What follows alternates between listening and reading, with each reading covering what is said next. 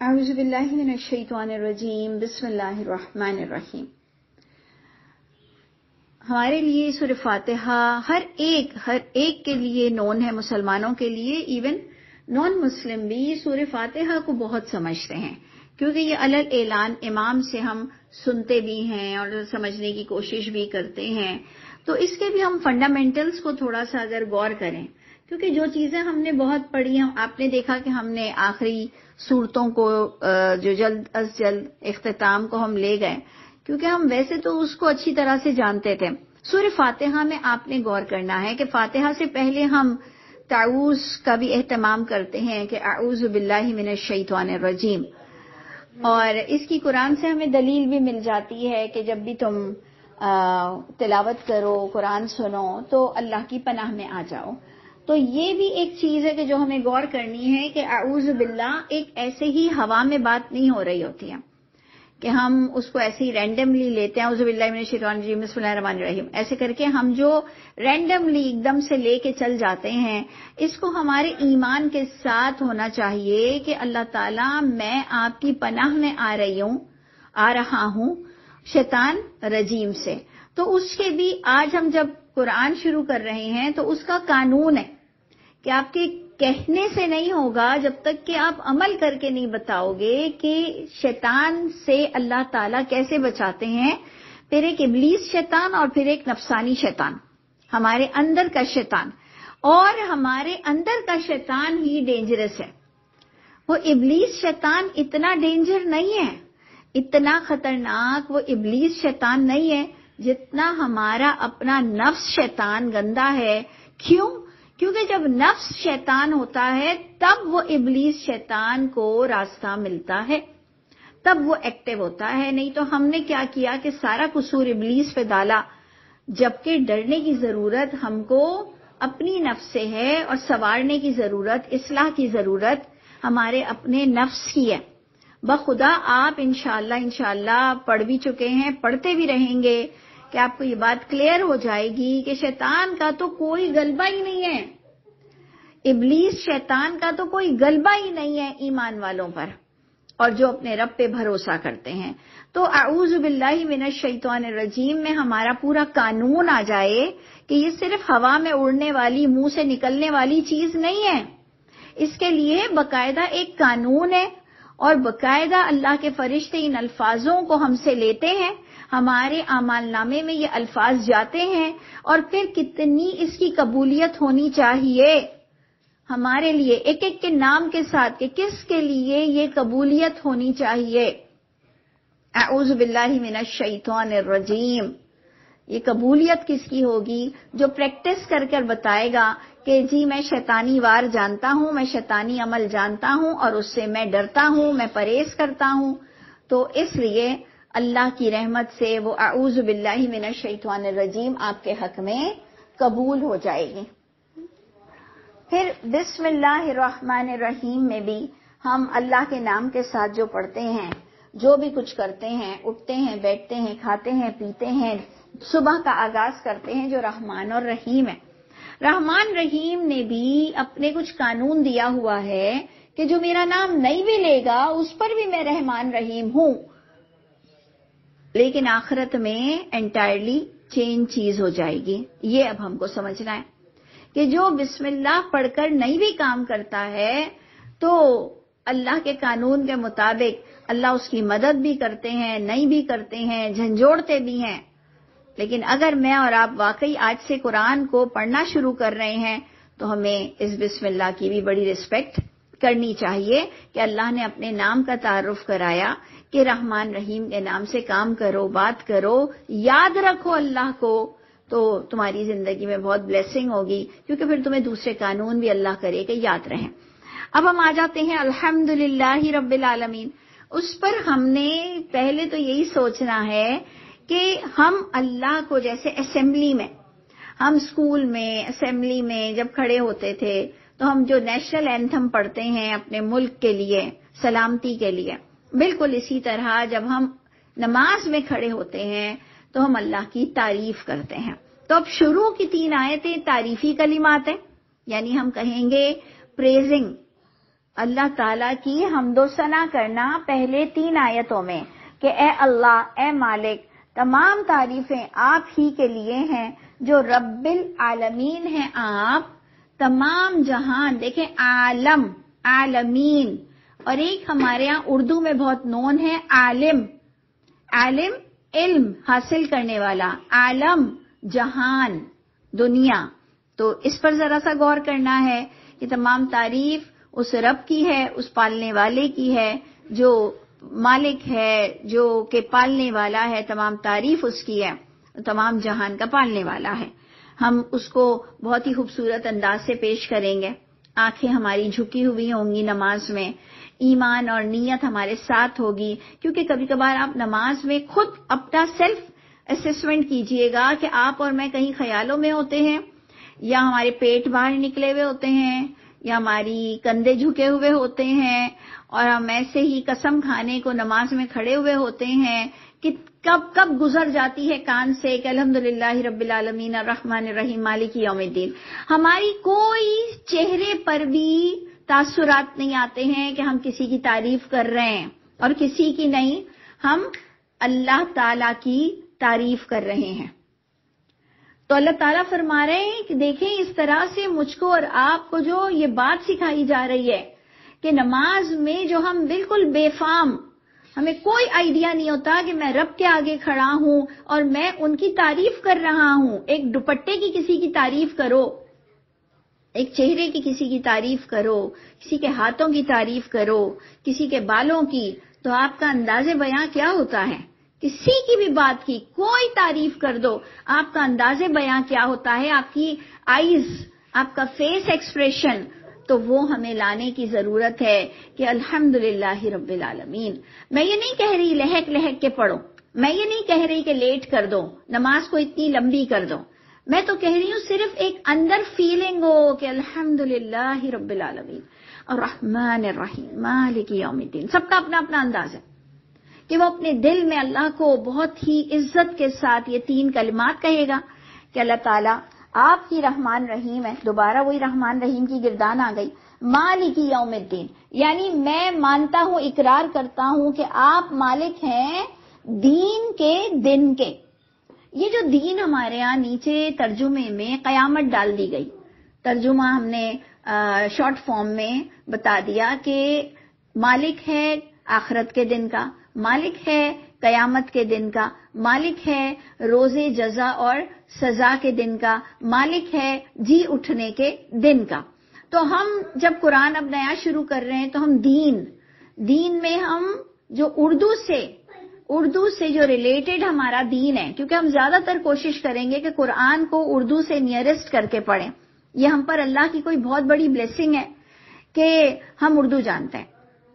یعنی آج ہمیں قدر ہوتی ہے اردو کی کہ یہ اردو ہم نے سیکھی، تو یہ اللہ کا ہم پہ بہت کرم ہوا کہ وہ قرآن کی زبان سے بہت نیئرسٹ ہے. تو جب دین کی ہم نے بات کی تو دین ہم اردو میں مذہب کو کہتے ہیں. تو مذہب کے فیصلوں کے دن کا مالک ہے، یعنی جو دین کے دن کے فیصلوں کا مالک ہے. وہ فیصلے نہیں ہوں گے کہ کتنی بریانی کھائی، کتنی کڑھائی گوشت پکائی اور کیا کیا. جو دین کے فیصلے ہو رہے ہوں گے نا کہ دین کے معاملے میں کتنا وتواصوا بالحق کیا، کتنا وتواصوا بالصبر کیا، کتنا اپنی ذات سے کسی کو فائدہ پہنچایا، کتنا آسان ترجمہ کرنے کی صلاحیت تھی، کتنا آسان بتاتے تھے قرآن، کتنا الجھا دیتے تھے، کتنا حرام کھایا. یہ دین کے فیصلے ہوں گے، دین سے ریلیٹڈ فیصلوں کے دن کا مالک ہے اللہ تعالی. یہ ایکچولی ہمارے اندر اس کی ایک سوچ ہونی چاہیے. دیکھیں یہ جو میں سب بتا رہی ہوں ترجمہ، یہ ایکچولی تو میرے اندر چل رہا ہے کہ میں نماز پڑھ رہی ہوں. یعنی میرے اندر یہ جو فیلنگ چل رہی ہے، میری انڈرسٹینڈنگ یہ ہے کہ میں اس وقت آپ لوگوں کو بتا رہی ہوں کہ ہم روز نماز میں اس کو کئی بار پڑھتے ہیں. فرض کے بعد بھی ہم کئی بار نفلیں بھی پڑھتے ہیں. اس میں بھی ہم جب الحمد بغیر سمجھے پڑھتے ہیں تو وہ جو ایک آیت ہے کہ ان اللہ یحب المحسنین، اب آپ دیکھیں کہ اس سے اس کا کیا تعلق ہے.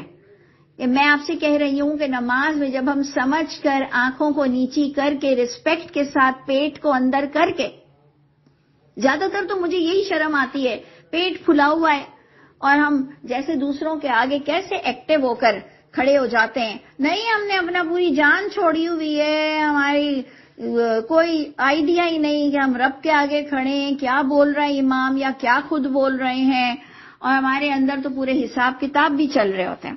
تو دیکھیں اس وقت ہم تینوں آیتیں پریزنگ، تعریفی کلمات کر رہے ہیں، تعریفی کلمات.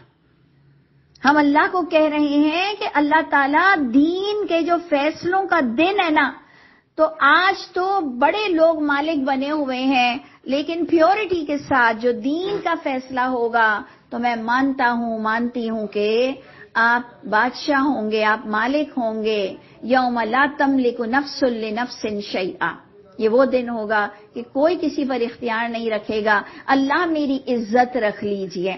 یعنی اگر آپ امام کے پیچھے پڑھ رہے ہیں تو جب وہ مالک یوم الدین بولے گا تو آپ کا دل کہے گا اللہ میرے عیب چھپا دے، اللہ میری برائیاں دور کر دے، دین کے فیصلے ہوں گے، اللہ میں فیل نہ ہو جاؤں. یہ آپ کا اندر سے دل چلنا چاہیے.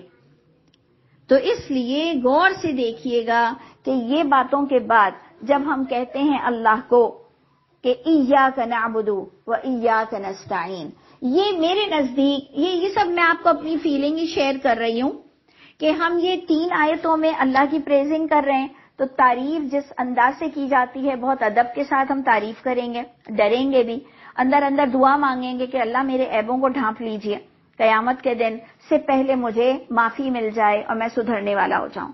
پھر یہ جو 4 آیت ہے اس کو ہم نے اوتھ لینا ہے، یعنی یہ ایک اوتھنگ سٹائل ہے کہ ہم اللہ تعالیٰ کو ایک عہد دے رہے ہیں. 3 تو ہم نے تعریفی کلمات کیے، اب ہم اللہ سے وعدہ اور عہد لے رہے ہیں.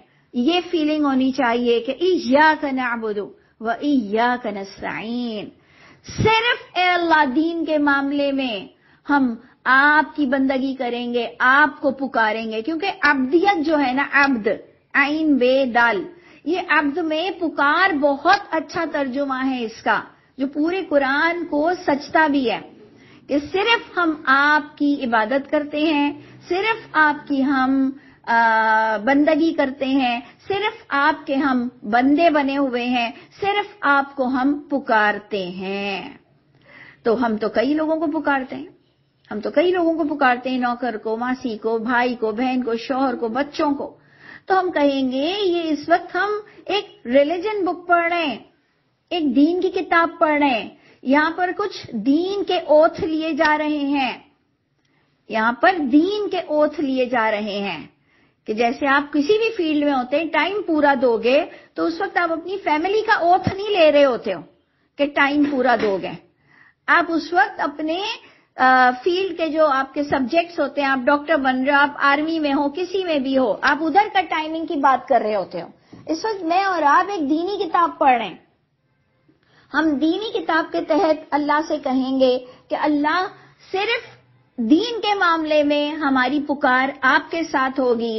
ہم کسی اور کو، غیر اللہ کو ما فوق الاسباب نہیں پکاریں گے. ہم اسباب کے ساتھ پکاریں گے کہ اے فلاں بن فلاں یہ کر دو، اے فلاں بن فلاں یوں کر دو، اے میری مدد کر دو. لیکن ہم ما فوق الاسباب قبر والوں کو نہیں پکاریں گے، نبیوں کو نہیں پکاریں گے، جناتوں کو نہیں پکاریں گے، ابلیس کو نہیں پکاریں گے، ایون فرشتوں کو بھی نہیں پکاریں گے. اللہ ہماری پکار صرف آپ کے لیے ہوگی. تو ہمارے اندر سے وہ تمام مزاروں والا اور تمام پکار والی کانسیپٹ چلی جائے گی، اور اس کے بعد ہم کہیں گے وَإِيَّاكَ نَسْتَعِينُ، اور اے اللہ صرف ہم آپ سے مدد مانگیں گے. جبکہ میں یہ بار بار کہتی ہوں کہ مدد کے بغیر تو آپ کی ایک چپاتی بھی نہیں آپ کے منہ میں آ سکتی، کہ بوئے گا کون اور کاٹے گا کون اور جھاڑے گا کون اور پیسے گا کون اور پھر آٹا گوندا جاتا ہے اور پھر روٹی ڈالی جاتی ہے. مدد کے بغیر، انسان کی مدد کے بغیر تو آپ ملین آسٹریلینز ہو جائیں، آپ ایک گھر نہیں بنا سکتے. ہمیں ایک دوسرے کی مدد کی سخت ضرورت ہے. لیکن میں پھر آپ سے یہی ادب کے ساتھ کہوں گی کہ خدا را، اللہ کا واسطہ، یہ قرآن پڑھ رہے ہیں یہ ہم دینی کتاب پڑھ رہے ہیں، اس وقت ہم دین کی باتیں کر رہے ہیں کہ اللہ تعالیٰ دین کے معاملے میں ہم صرف آپ کی کتاب سے مدد لیں گے. اے اللہ ہم دین کے معاملے میں صرف آپ کی کتاب سے مدد لیں گے، ہم ادھر دوسری مدد کی باتیں نہیں کر رہے ہیں، گھر کے کام کاج کی باتیں اور بزنس کی باتیں نہیں کر رہے ہیں، ہم کہہ رہے ہیں قیامت کے دن کی باتیں کر رہے ہیں، ہم بندگی کی باتیں کر رہے ہیں، غیر اللہ کو پکارنے کا ہم وعدہ کریں گے، ہم نہیں پکاریں گے غیر اللہ کو، کسی بھی تکلیف میں نہیں پکاریں گے، کسی خوشی میں بھی ان کا نعرہ نہیں لگائیں گے، اور اے اللہ دین کے معاملے میں صرف واحد آپ کی کتاب سے مدد حاصل کریں گے۔ آگے بھی اسی کو لے کر ہم چلیں گے کہ اہدنا الصراط المستقیم، کہ جہاں ہم نے دین کی مدد کی بات کی کہ اللہ تعالیٰ ہم صرف دین کے معاملے میں کسی اسکالر کے مرید نہیں بنیں گے، کسی باجی کے، کسی بھی عالم کے پیچھے اندھوں کی طرح نہیں چلیں گے، اے میرے اللہ ہمیں سیدھا راستہ دکھائیے۔ اب جب ہم سب پڑھ رہے ہیں یہ، تو اس کا مطلب ہر ایک کو سیدھا راستہ ملنا چاہیے، ہونا چاہیے، اور اس کی کیلیبر پر اترنا چاہیے وہ سیدھا راستہ۔ تو پھر یہ کیوں کہا جاتا ہے کہ آپ قرآن بغیر عالم کے نہیں پڑھ سکتے؟ ٹھیک ہے، اگر آپ تھوڑا بہت ڈسکشن کر لو، سب سے عالموں سے ڈسکشن، بڑے لوگوں سے، علم والوں سے ڈسکشن کرو، بٹ فائنلائز آپ کرو گے، آخری آپ ہی کا فیصلہ مانا جائے گا۔ اللہ کے گھر بھی آپ 1 to 1 انفرادی طور پر جواب دو گے، تو آپ کہتے ہو اللہ کو کہ اللہ سیدھا راستہ بتائیے، اور یہ دعا اللہ نے سکھائی ہے۔ نہیں تو عالم کہتے کہ تمہاری حیثیت کیا ہے کہ تم اللہ سے قرآن سمجھنے کا بول رہے ہو؟ تم نے 16 علوم پڑھے؟ تم نے فلاں کتابیں پڑھی ہیں؟ تم کس کی اولاد ہو؟ تمہارے کوئی مدرسے چل رہے ہیں؟ اللہ نے ہمیں یہ دعا سکھائی کہ انفرادی طور پر بندہ مجھ سے کہے گا کہ اللہ تعالیٰ دین کے معاملے میں ہم آپ کی کتاب سے مدد حاصل کریں گے، اللہ ہمیں سیدھا راستہ دکھائیے۔ اللہ آپ کو فوراً سورہ بقرہ میں کہیں گے ذالک الکتاب، جب آپ کہیں گے اہدنا الصراط المستقیم، تو کوئی صراط مستقیم کوئی مٹیریل میں کوئی ہاتھ لگا کر دیکھنے والی چیز نہیں ہے کہ آپ کے اوپر سے اترے گی، کوئی صراط مستقیم کوئی اترے گی، کوئی ہدایت کوئی چیز میں نہیں ہے، مٹیریل میں نہیں ہے کہ اترے گی۔ آپ کو اللہ کہہ رہے ہیں ذالک الکتاب، یہ لو، یہ ہے کتاب۔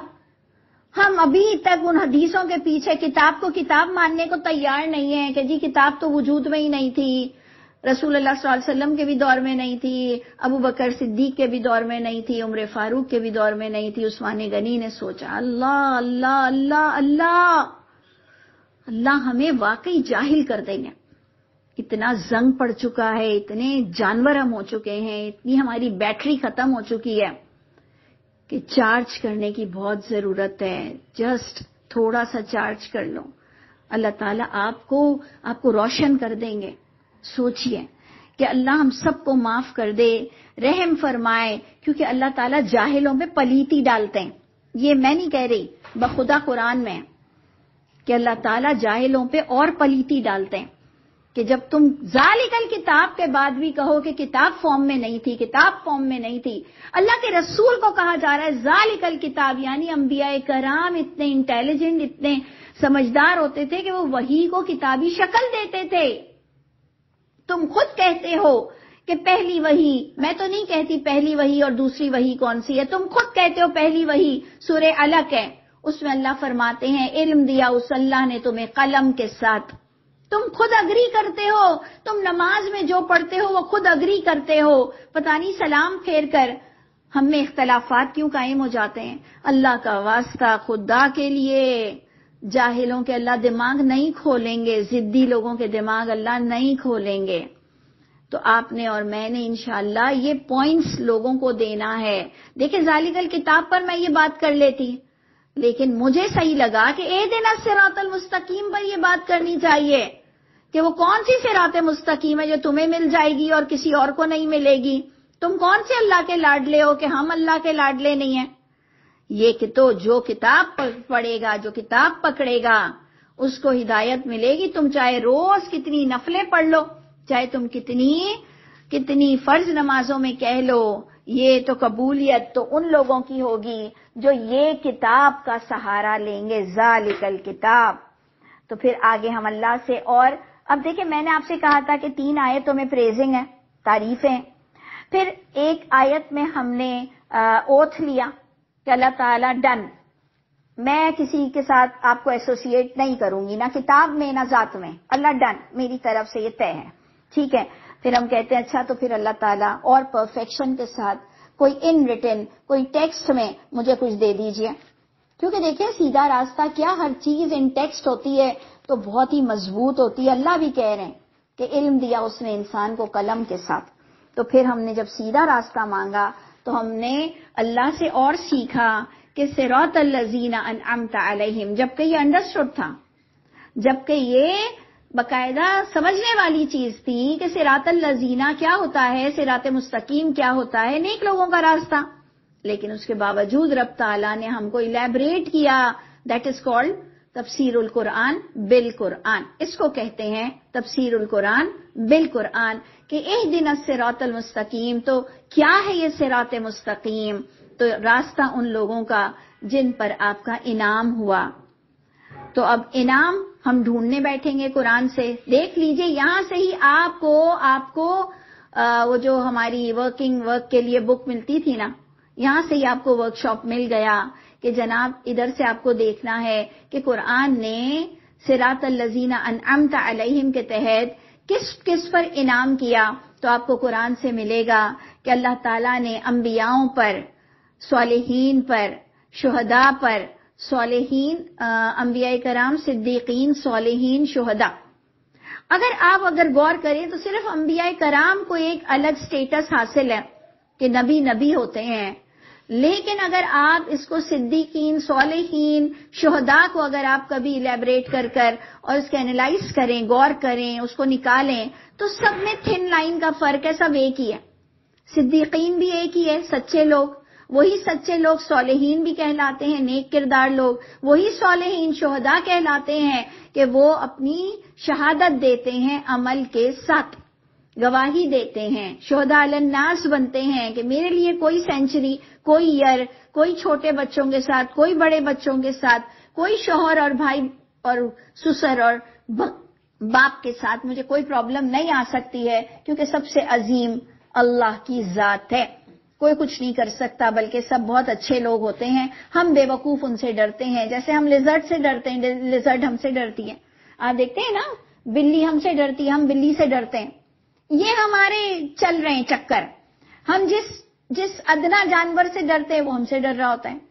تو وہ والی چیز ہو گئی ہے کہ ہم اللہ کرے کہ عقل اور شعور میں آ جائیں، اور اللہ تعالیٰ جو ہمیں بتا رہے ہیں کہ راستہ ان لوگوں کا جن پر انعام کیا، اللہ وہ مجھے توفیق عطا فرمائیے. صرف دعا مانگ کے آمین آمین آمین کر دعا آسمان کو نہیں جائے گی.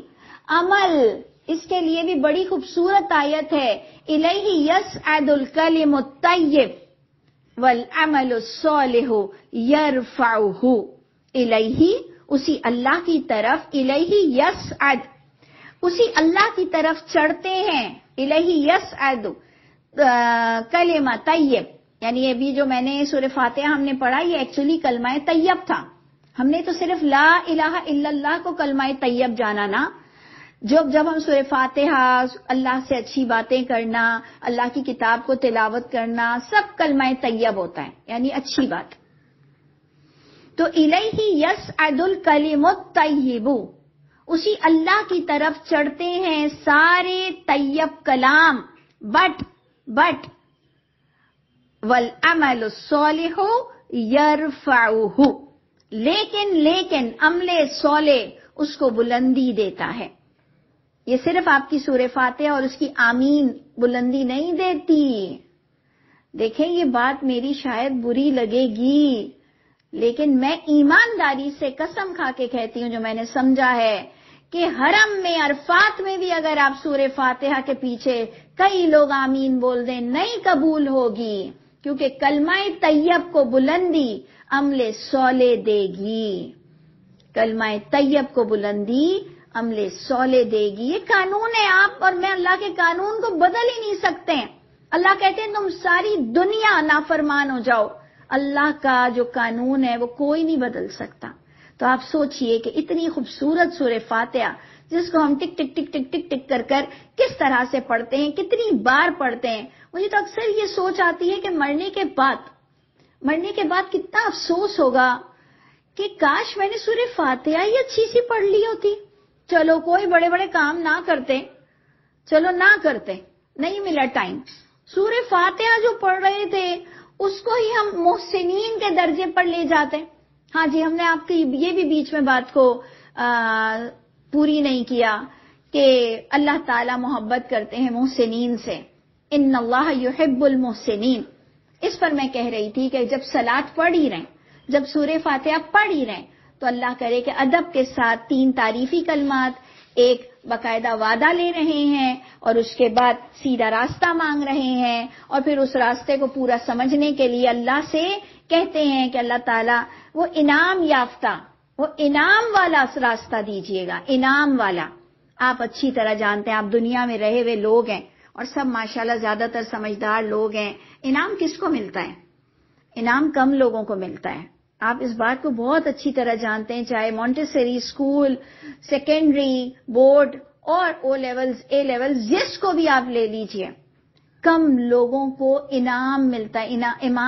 انعام مینز بہت ہی سپرلیٹو ڈگری، وہ کم لوگوں کو ملتا ہے۔ تو اللہ سے آپ کہہ رہے ہیں ہاں میں کم میں کھڑے ہونے کو تیار ہوں، اور پورا قرآن کہتا ہے کثیر منہم فاسقون اکثرہم لا یعلمون، کہ کثیر لوگوں میں سے فاسق ہوں گے اور اکثریت علم حاصل نہیں کرے گی۔ تو اللہ مجھ کو اور آپ کو آج کا مبارک کرے دن کہ ہم نے پھر سورہ فاتحہ اپنی زندگی میں شروع کی، جبکہ عام پبلک سے کہو تو وہ کہتے ہیں بھئی سورہ فاتحہ تو سمجھ آتی ہے، الحمدللہ سب کو سمجھ آتی ہے، لیکن میں خود اسے بتاتے ہوئے اچھا فیل کر رہی ہوں، اور اللہ کرے کہ میں اور آپ اب ساری سورہ فاتحہ اپنی، میری اور آپ کی تمام سورہ فاتحہ قبولیت کے درجے کو پہنچے، ایمان اور سلامتی ہو ہمارے اندر، ہم لوگوں کے ساتھ اچھا کریں، اور اللہ ہمارے لیے بھی اس سورہ فاتحہ کو ہمارے اندر بسا دے، ہم عمل کے ساتھ اللہ کے آگے پیش ہوں۔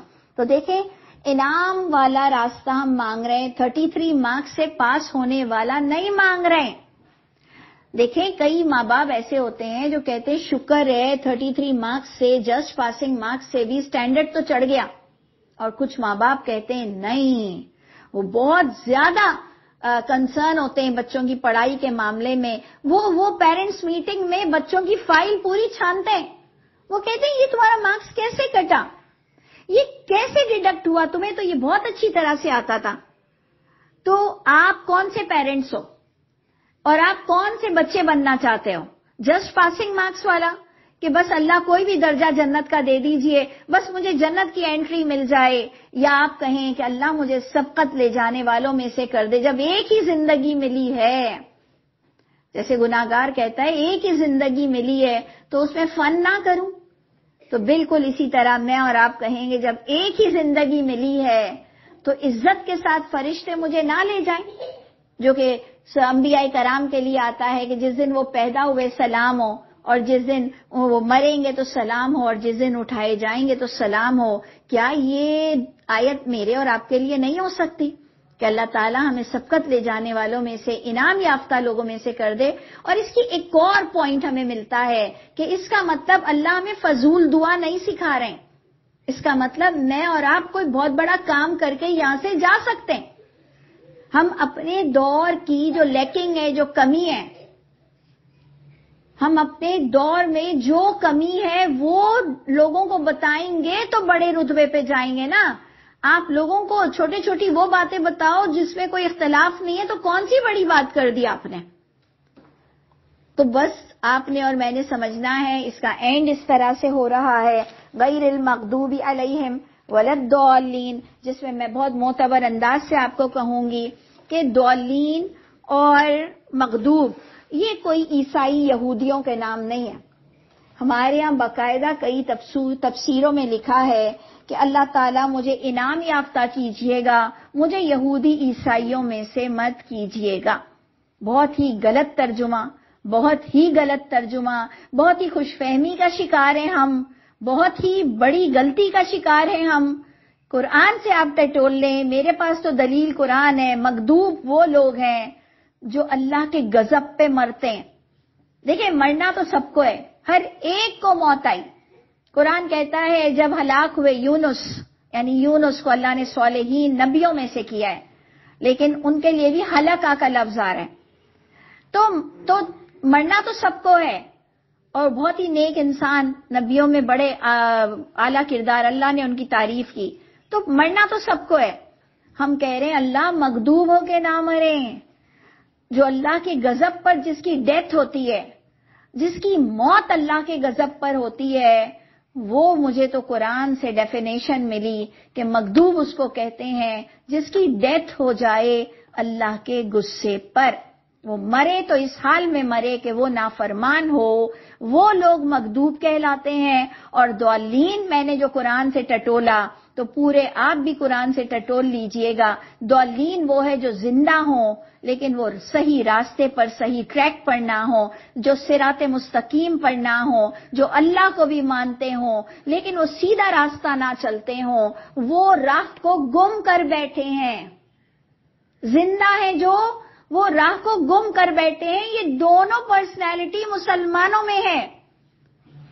وہ یہودی، عیسائی، ایتھیسٹ جو ہوں گے سو ہوں گے، ہندوز ہوں گے سو ہوں گے۔ ہم تو اپنی بات کر رہے ہیں نا، غیر المغضوب علیہم ولا الضالین۔ اس پر تو میں اور آپ دل ہار دیں اپنا اللہ کے آگے کہ اللہ تعالیٰ میری موت آپ کے غضب پر نہ ہو، اللہ میری موت آپ کے غضب پر نہ ہو، مجھے ہر پل توبہ کی توفیق عطا فرمائیے گا۔ اللہ میں وہ کام نہ کروں کہ میرے نیک اعمال برباد ہو جائیں، اور اللہ میں زندہ بھی رہوں تو آپ کی آنکھوں میں وہ جو اللہ بڑے پیار سے کہتے ہیں نا اپنے نبیوں کو کہ آپ ہماری آنکھوں کے سامنے ہیں، اللہ ہم بھی بہت ہی نیک لوگوں میں آپ کی آنکھوں کے سامنے ہوں۔ اللہ کی تو آنکھوں کے سامنے سب ہیں، تو اللہ میں زندہ بھی رہوں تو گمراہ نہ ہوں، اور اللہ تعالیٰ میں مروں تو مغضوب ہو کے نہ مروں۔ اس میں دور دور تک یہودی عیسائی کا خاص نام نہیں آ رہا، اس میں ہر اس شخص کا نام آ رہا ہے۔ محمد صلی اللہ علیہ وسلم کے بھی امتیوں کا نام آ سکتا ہے جو برائی پر مر جائیں اور جو برے کردار کے ساتھ زندہ رہیں۔ تو اللہ ہم سب کے حق میں ان دعاؤں کو قبول کیجئے، ہمیں وہ عمل کی توفیق عطا فرمائیے، ہمیں سورہ فاتحہ کا حق ادا کرنے والا بنائیے، تمام سورہ فاتحہ ہمارے حق میں قبول فرما لیجئے۔ السلام علیکم ورحمۃ اللہ وبرکاتہ۔ اللہ تعالی ہم سب کے حامی و ناصر ہوں۔ بہت شکریہ آپ لوگوں نے آج اس کلاس کو اٹینڈ کیا۔